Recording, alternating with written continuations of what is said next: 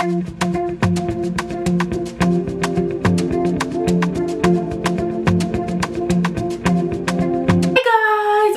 to my channel. Okay, so today we're talking about Tyler. Please watch my video if you don't want to watch the full 2-hour interview. I'm gonna give you all the details, all the messiness. Stay tuned. You have a life and I helped you keep that life. There's no way in any right state of mind you should be on any platform talking bad about me. You couldn't have that family without me. I mean, sure, you could have went and found someone, but not those specific kids. Right. So for that to be a smear campaign, for her to get out there and do them things, it's very hurtful. Tyler from Love is Blind season 7, he recently did his first interview since all the drama, since the reunion, and he said this is going to be his first and last interview discussing this. So I was like, okay, let me watch it, let's see what Tyler has to say. But before we get started, guys, make sure you like, comment and subscribe to my channel, and let's get into it. Okay, I had to make some notes, so let me give you guys a summary in case you don't want to watch the whole 2-hour interview. Let me tell you what he had to say. So basically, Tyler denies sleeping with Brie. He claims that both of the pregnancies were due to him being a sperm donor. However, Brie told us when she was speaking to Jessie Woo that the second time around, they actually slept together in order for them to have the twins. So we've got two different sides of the stories. And guys, before we get into this video, I just want to say I don't 100% believe Brie and I don't 100% believe Tyler. I feel like they're the only ones who really know the truth. And now we're kind of joining the story because of Love is Blind, but I think it's a messy situation anyway. It's messy, like it's messy. So I don't know, I don't hate Tyler. I'm not one of those people that thinks he's the worst person ever. I think that the situation is messy. Okay, so Tyler denies sleeping with Brie. Tyler said he felt like he always played the role of a glorified babysitter. He never really played the role of dad or of a father.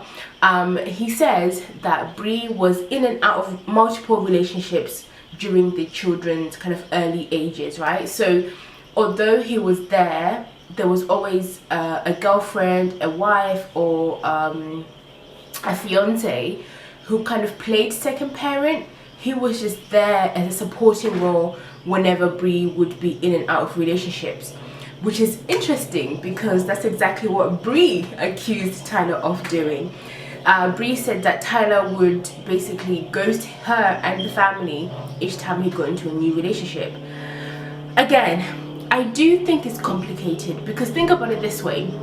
If you're Tyler and you're trying to play this father role, this dad role, but Brie is married, living with someone or in a serious relationship, they're playing two parents, you will always be like the third leg. You always be like the loose part. You will never really be able to fit into that second parent role.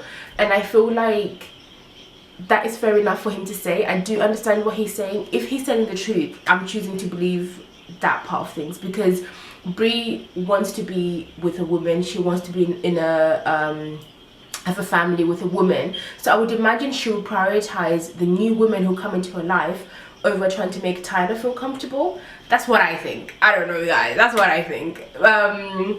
And Tyler also tells us that the whole situation is definitely 100% affecting his marriage with Ashley, which is not a surprise because they've received so much hate, both her and Tyler. But I actually feel like, I said this in my last review, I feel like Ashley's getting more hate than Tyler, and she didn't do anything wrong. She just wanted to show, fell in love, and now she's in this complicated, messy situation with a man she's been married with for a year.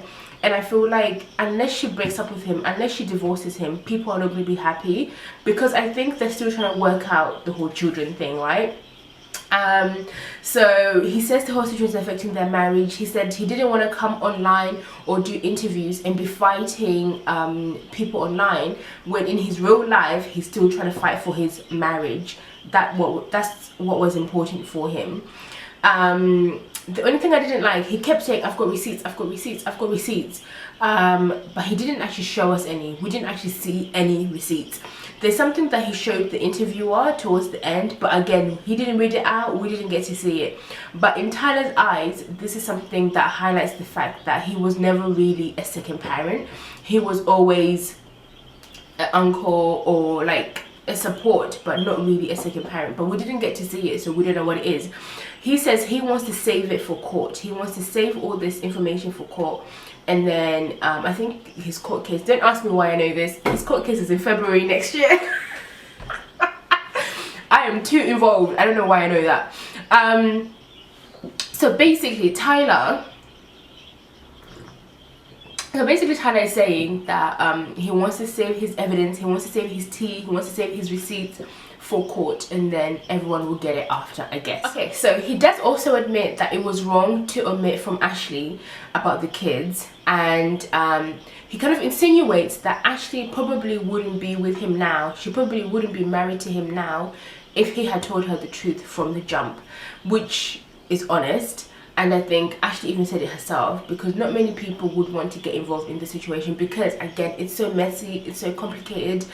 You don't know where the situation starts and stops. I don't know. No one would want to get involved in that, and I think Ashley definitely probably wouldn't get involved. But she's stuck. She's not stuck, but she's kind of stuck because she's married to this man, and you know she's going to get divorced quickly. And I think that's what people are not understanding, that they're actually married in real life and have been married for a year happily up until all of this happens. So we kind of need to give Ashley time to think about what she wants to do. That's what I think. Okay, what else? My own opinions is that it was kind of hard to sit through. I feel like Tyler doesn't answer anything honestly or directly. He talks around in circles, and one thing that he did that really annoyed me, he kept giving himself excuses. Oh, I didn't grow up with a father figure. Oh, I didn't have guidance. Oh, I didn't, I was so young. Oh, I didn't think about it. I just said yes. Please tell me, who would, honestly, please tell me, who would be a sperm donor for their friend, one of their best friends, who they see often, weekly, and not think about it? Why would you not give that a second thought? Like, wait a minute, if I donate my sperm, I'm gonna be seeing this child all the time. Why would you not think that through? Why would you just be like, oh, I'm helping, oh, I'm helping? He used the excuse that he was a people pleaser, and I also felt like that was a little bit of a cop-out, because he's not really taking any personal accountability, which I found really annoying. Again, I'm not saying that he is all in the wrong, but he does have a lot to be accountable for. Especially because there's 3 kids out here who he fathered, you know, so you do have accountability that he has to take. And he kept saying, I didn't have a father figure, I didn't have a father figure, but he told us from his own mouth, his mum told him that's not a good idea. But did he listen? No. So you did have guidance, you just chose not to listen, which is 2 different things. So yeah, another thing I didn't like about this interview is the interviewer was chipping in a lot. The interviewer was giving his own personal story and his own fatherhood journey and his own like life philosophies and what the Bible says and all of that kind of stuff, which I felt like